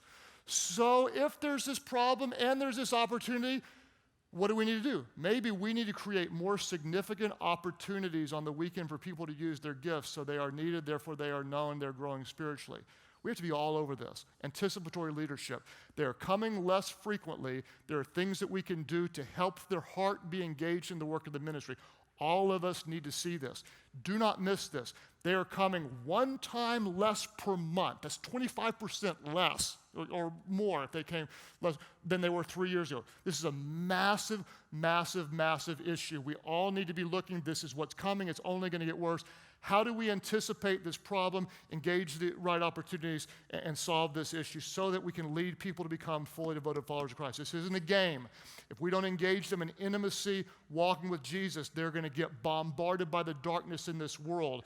We have to recognize this and beat it. So we're going to discern possible trends. What is changing that will impact the future of the church or my particular area. Number 3, we're going to determine future threats or opportunities, okay? We see what's changing. Now, what does that do? What's a threat and what is an opportunity? One place we look at this is with our people. We need to look at people. Who has the opportunity to get much better and who needs to be developed? Who do we need to help grow or empower them to go? And in fact, Jerry and I were laughing about this the other day, our first time we actually let a guy go. We had a person who had a problem telling the truth and problem with work ethic and all sorts of things. And so we didn't know at the time you should probably fire them immediately. So we went into a developmental conversation with this person. And we were developing this person, and he said, "Are you all firing me right now?" And we weren't. But when he said it, I looked at Jerry. Jerry looked at me, and we anticipated. And I said, "I think we are.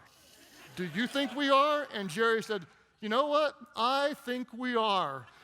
And so if you're in a developmental conversation with Pastor Jerry and me, don't ever ask if we're firing you, But you anticipate, does this person have great potential? Let's take some risks on them. Or do we need to anticipate early and develop them? Now, here are just some examples of opportunities we saw, and you know all these. Multi-site, years ago. Is it possible not just to bring people to church, but take the church to them? Technology, buildings, such opportunity to do something that hadn't been done. Church online, nothing but pure blue ocean. We took a gamble. Everybody else was doing television. We thought, I honestly believe that one day it's going to be computer. And now, seeing literally 40,000 unique visitors in a 3-month period from the most Muslim-populated country in the world. Some 6 million unique visitors to church online, and real, not just one-way communication with television, but community around this is truly awesome. Free resources, something that we quite honestly thought would be done all the time. Tragically, it's not being done nearly as much as it should be. There are some churches that are doing it, but it's the first time we could afford to do it, and now there are hundreds of thousands of churches that can be different because of that. YouVersion Bible app. The story is history. There's an opportunity to get the word out, leveraging technology. 178 million downloads as of today. The Kids Bible, the Network Church, okay? The cool thing about those is those are amazing history-altering ministry decisions. History-altering. The landscape of the church and the access to the Bible is different born out of this church. The sad thing is those are all past stories. It's time for a new one. I don't know what it is, but when we discern possible opportunities or threats, then we need to be on the lookout for new ones. I refuse to let those be the greatest stories told. Those are stories of the past. I want to see 2 or 3 more coming in the next few years as well. Okay, when we talk about threats, I want to just say right now, there's all this worry of what's going to happen. ISIS is coming and people, there are, all of darkness and blah, blah. There's a lot of bad stuff going on in the world. But don't ever let that scare you, okay? Attacks on Christianity strengthen the church. Persecution strengthens the church. Darkness makes the light shine brighter. So when I see potential threats, my mind immediately goes to opportunities. That the more pain there is, the more hope that people need. The more sin there is, the more that Christ's salvation draws people. So we look at threats and opportunities, don't freak out. So here's the big question on this one. What likely new development could hinder or propel our mission? What's going on in the world? What do we sense coming that could hinder, that we need to be prepared for, or could propel our mission? And then number 4, we need to decide the course of action. Number 1, develop situational awareness. Number 2, discern potential trends. Number 3, determine future threats or opportunities. Number 4, decide the course of action. What do we need to do? Based on what we believe is coming, what are the right decisions to seize the opportunities and to avoid the threats? I'll give you just a few examples. One that I'm quite proud of our team on. Student ministry. For years and years, student ministry was all about the big party, the big show, the big crowd, give prizes, free pizza, blah, blah, blah, get as many kids in there. We started to sense something going on that suddenly kids didn't love big as much. We also sensed that the students of our parents were not coming to church as much as kids whose parents weren't coming to church were coming here. We were kind of busting them in. And I recognized that when I wasn't thrilled about sending my kids, there's a problem, okay? If we want to be successful, I feel like the best thing we can do is equip the children of our parents to be fully devoted followers of Christ, prepare to launch them into the world, not just to survive college or wherever they go, but to send them out as missionaries for the gospel of Jesus. And we really weren't doing that. So we decided to make a massive change. We knew that the change would probably hit numbers big time, but we said we don't care. And what we did is we restructured Switch to be a more discipleship-oriented, still with evangelistic passion, but to really pour into these kids who don't have engaged parents, a lot of them, that don't have dads that are great examples, tragically don't have moms that are as involved, to really provide mentors to help walk them through life, to carry them through life. And what happened is the numbers kind of went down, but all of a sudden the kids started getting grounded, and then what started happening is the kids started inviting their friends, and there was a real connection that was based on strength.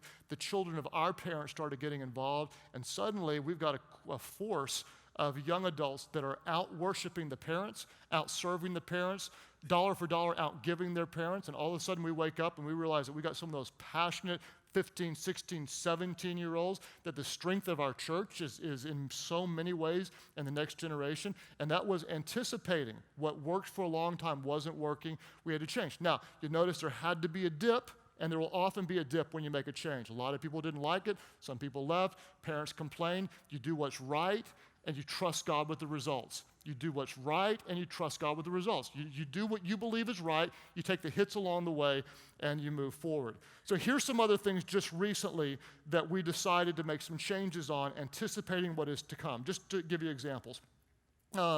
Basically, in order to start 5, 6, 7, 8 campuses a year, we need a clear pipeline to be campus pastors. Basically, you were an ACP and got promoted to a CP, and so we broadened the ACP role, so now you can go straight from being a Life Kids pastor to being a campus pastor. You can go from being a worship pastor. Some of our best were worship pastors. So we broadened the path and gave increasing paths to promotion, and we've done this in other ways. We're starting to ask some questions about campuses. What if we can get a smaller campus to be viable faster and could do more? So we decided to try what we call a beachhead strategy. Instead of building 800 to 1,000 seaters, we're excited about trying some 400 to 500 seaters. The key is you have to get them to viability. There's 4 different legs on a stool in order to move this forward. You need to be able to fund the ministry. You need to be able to find the buildings and build them, you need to have the leadership development and you need to fill them. When you have those four, if you can do those four at the same time, which is very difficult to do, then you can go from 25 campuses to 100 campuses overnight if you can do those four. We have to fill them and make them viable. What if we created a little smaller venue, had them viable at, let's say, 800 or 1,000, and could then do 5 instead of doing 1? It's an experiment. It's a thought. We're going to just experiment, see what happens. The giving platform is something that we thought this could revolutionize the way churches, people all over the world give. We see an opportunity. We're going to seize it. The intern program, which two of my daughters have come through, and we recognize it was really working well in some ways, but we totally revamped it, saying we want this to be a direct pipeline to staff, and we're going to pay them, put our money where our mouth is, and really invest in the best talent, and there's something that we changed. We believe, deciding the course of action, that in order to really expand the ministry, we need more Tulsas. Tulsa started with one campus. There were 35,000 people at Easter in Tulsa, maybe even low. There was, in Tulsa now. So we need to go to new markets. We want to go where a lot of churches aren't going. We're going to start looking straight up the Midwest, where there's lots and lots of people, and most churches are going in cities that we're not, we believe are overlooked. And so we're right now looking in new markets. We made an offer on land yesterday in a place, and as always, I'll let you know as appropriate where that would be. So decide the course of action, okay? Here's the question on this. The question I'll ask is this, and as I'm doing this, can you bring out my little whiteboard, if you will? What action will lead to the desired result? What action will lead to the desired result? Very simple, okay? What action? And again, we're going to have to anticipate the action that may lead to a desired result, may take some change, may be difficult, but it will be necessary and fruitful. I want to show you a quick chart, and we're going to wrap this thing up here in just a second. This will be growth, and this will be time. This is what happens. In an organization, if you're blessed with growth, organizations grow. At a certain point in time, they start to max out, they peak, and they start to decline. Tragically, when you think about churches in our country today, it's the list of those who grow past a 20-year mark, you can almost count them on one or two hands, okay? In order to see churches that have grown past 20 years, you almost always have to see a change of leadership. The pastor's got to die, which is really unfortunate for me, or something happens and some younger person comes in, you will almost never, ever see. Truthfully, you almost never see it more than 10 years. They grow 10 years in, they peak, and they start to do this, okay? Along the way, we saw some changes that need to be made. Anytime in this curve, about right here, we want to anticipate this isn't going on forever. The world is changing around us. What used to work isn't always going to work. Our systems need to change. Our mindset needs to change. I am 20 years older than when I started the church. 20 years ago, I knew real naturally how to relate to 20-year-olds and even 18-year-olds. Now, either I have to work hard to do it, or I might have to find someone else who can do it better than me. And I am absolutely willing, and I will step aside and teach less if that's what it takes in order to connect with the next generation. I will not get in the way of this, and I promise you that with all my heart. You will have to kill me to have me stop leading, but I will stop teaching if necessary. At this point, you have to make a decision. What are we going to do? We see the curve coming, and we're going to make radical changes, and this is what will happen. They're changing. We don't like this. And if you catch the wind of the Spirit and see a cloud the size of a man's hand and believe and make the right decision, then you have the ability to actually do this. And then once again, the organization will do this. Quite honestly, we've probably gone through 3 cycles of this. The first one was when we recreated and created a central organization and redefined the way multi-site was done. We had tension at about year 11 through 13. We had poor communication systems. A lot of stuff wasn't going well. We cleared that out, made a change again, and kind of did this. I would say right now, if you ask me where we are as an organization, I'm going to say we are right about here. We're late in the game, okay? We've got campuses that are now not growing and slightly declining. The majority of our new growth, the vast majority, is coming from new campuses, which is good, but totally not, just not totally acceptable to me. And so it's time to anticipate and recreate, redefine, and make some changes. When you do, there's a period of chaos. It always is. There's tension, but this is necessary in order to see this. I'll tell you just some things I see coming, and then we'll worship and we'll close out. When I anticipate and look ahead, let me just tell you the four main things I'm thinking about. I'm thinking about how increasingly the world is hating Christians, okay? I'm thinking about this a lot. And quite honestly, it only makes me excited and passionate because it makes Christians more bold. And the reason Christianity has been dead in America so long is because it's been too easy to be a follower of Jesus. When it gets more difficult to follow Jesus, the true believers are going to stand up, and suddenly we're going to be passionate like crazy. I see that coming. It does not scare me. It excites me. The second thing I see is not just the opportunity, but the necessity to reach the next generation. On our Net Promoter Score, you know what that is. Does everybody know what Net Promoter Score is? We say, how likely are you to recommend Life.Church to somebody else? The lowest group by far is that below 18 group. Now, part of the reason is because they're just not that excited. They're about, whatever they're doing, their hormones are confusing them or whatever, okay? I can give you 100 reasons why, but none of them justify the result to me. I want that generation to be more passionate about the church, and we cannot fail with them. There is more headwind that they're facing with sexual temptation and lies and such. We cannot fail with them. Full force, full scale, loving attack to reach that generation. I see I would not want to be 15 years of age and face the temptations they face right now. It is a dark world, and I see that, and so all I say is full force. We must be on it with everything in us. The third thing that I'm thinking about is the less frequent church attendance. It's virtually impossible when the average person comes once a month. 48% of churchgoers come once a month. It is virtually impossible to create fully devoted followers of Christ. It is not virtually, it is impossible. You can't do it.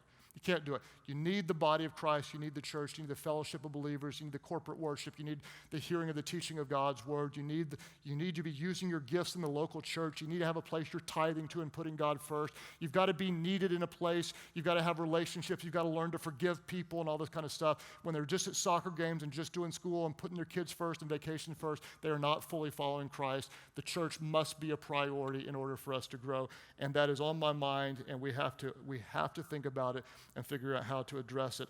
And then we've figured out how to plant 3 campuses a year, and that's just, quite honestly, not acceptable. It has to be 5, and then it has to be 7, and then it has to be 10. And quite honestly, I don't see the path there.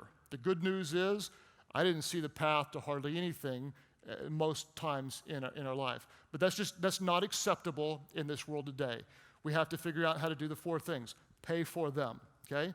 And we have to figure out how to staff them. Got to increase the pipeline. We got to find the locations. We're having just a crazy time finding buildings to build, and then fill them. Those 4 things, and I still believe one day we'll wake up and say 1 a month is possible. It looks impossible now. I'm just going to tell you. So what I need to do is I need to go find the person, and we need to find the person that gives us what I call the gift of disorientation, okay? Where we see someone who's planting Walmart, 500 locations a year. That's what I need to go learn from. How do you do that? That hurts my mind. It confuses me. I don't understand it. Okay? Expose yourself to organizations and people that give you the gift of disorientation, where you look on and you don't understand it, where you don't see it. And then suddenly, we can't tweak our way from 3 to 12. We have to totally change the way we're thinking. So we're right here, and it's time to go right here. And when we do that, once you stand up to your feet, I believe with all my heart that what we celebrate today, which was a milestone, American history, first church to break 100,000 people, is Easter. That really doesn't count, okay? Next time we celebrate it's at the movies 2016. Nobody flinched, okay, good.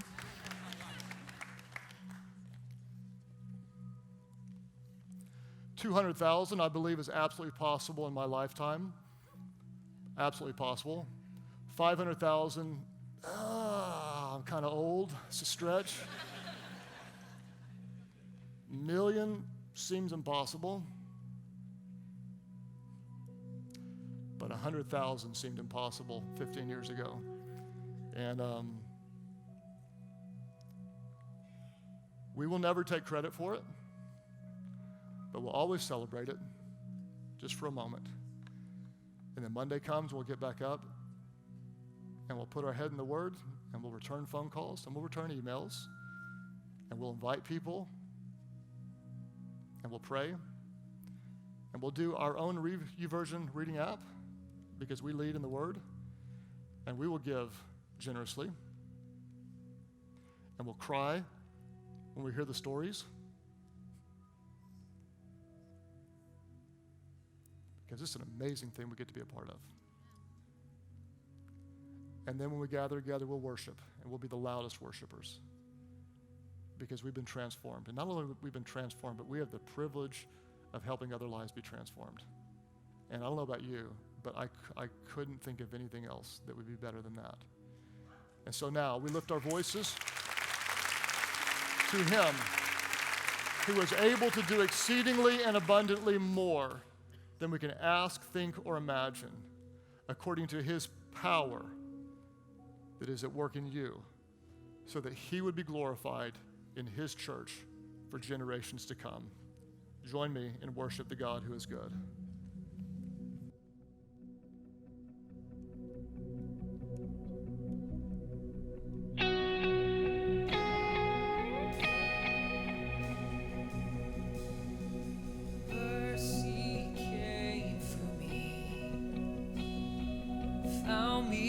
Darkness brought me to light.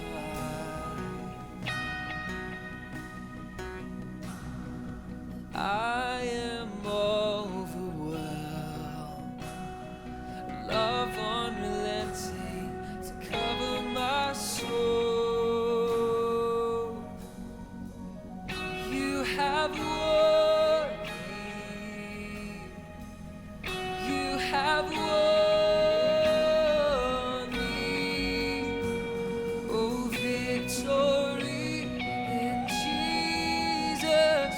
Savior, forever, our only hope is Jesus, our Savior, forever.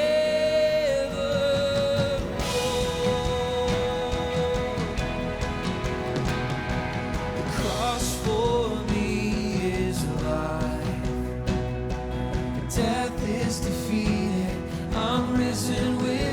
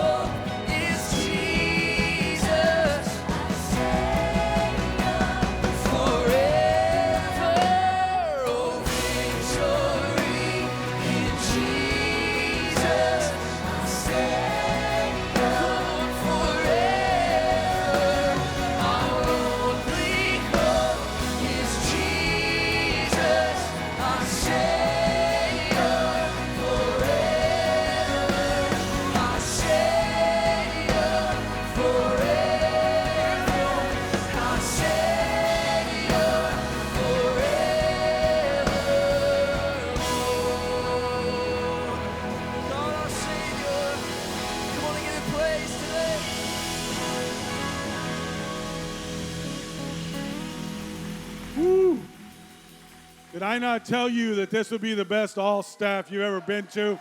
Did I not say it? Is there anything ordinary about what you just heard and saw and get to be a part of? Absolutely not. What a special place. What a special time. Thank you, God. God, thank you for these people. Thank you for this team. Thank you for the volunteers that make it happen. God, thank you for allowing us to be part of something truly, truly amazing, beyond our comprehension, beyond our imagination. Truly extraordinary. Thank you, God, for all you do and all you mean to us. You guys, go out, have a great week. Be extraordinary. Whoever finds God,